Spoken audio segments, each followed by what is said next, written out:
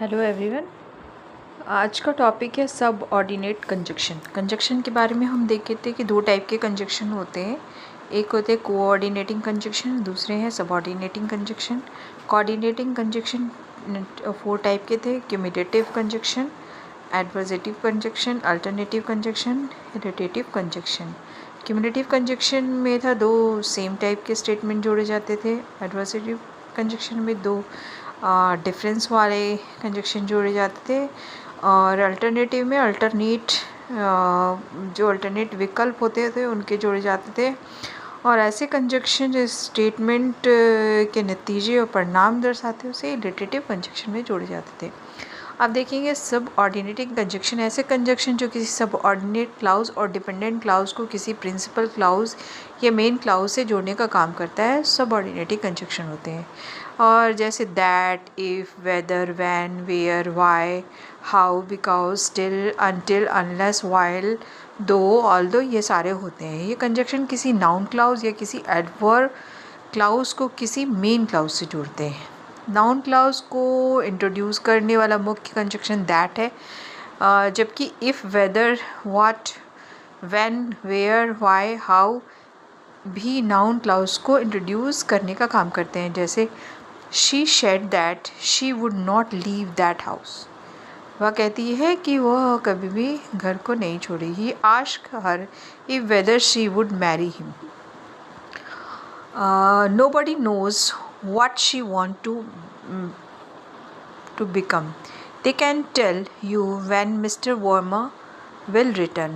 He does not know where his father is going.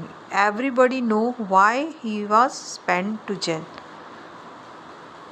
Does she know how her husband was killed? ये सारे जो है सबऑर्डिनेटिव conjunction है जिसमें नाउन क्लाउज को इंट्रोड्यूस करने का कंजक्शन यूज़ होता है।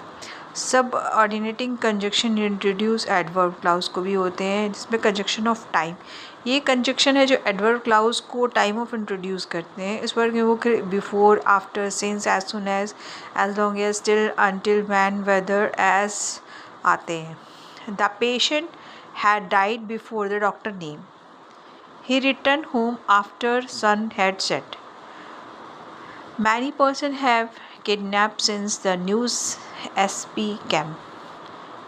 He will ring her up as soon as he reached home. The patient showed boldness as long as the doctor was there.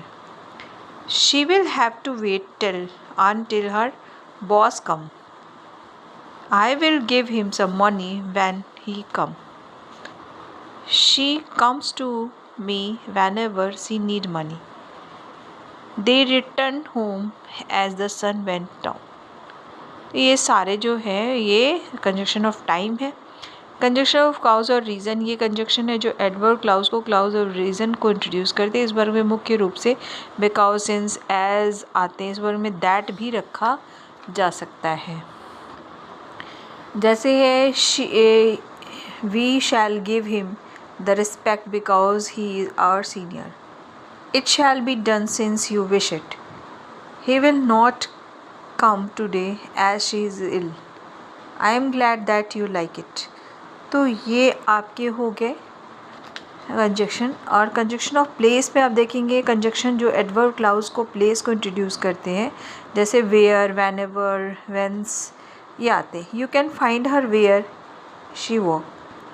They may sit whenever they like. He must go whence he came. Conjunction of purpose में conjunction जो adverb clause को purpose को introduce करते हैं, इस पर मुख्य रूप से that, so that, in order, lest आते हैं। जैसे we eat that we may live. He work had no that order that he must पास.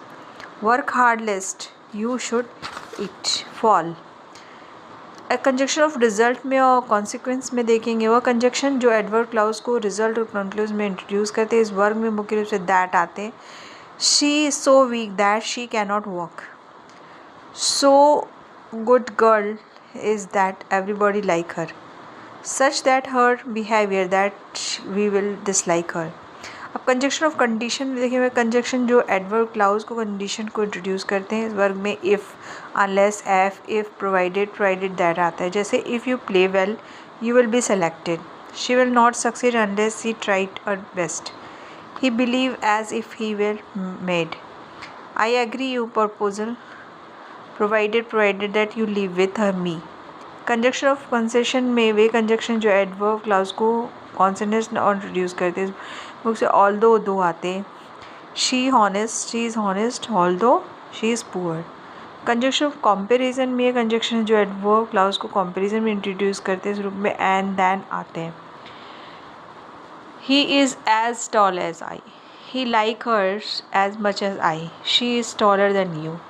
ये सारे कंजक्शन के टाइप्स हैं. Thank you for this class.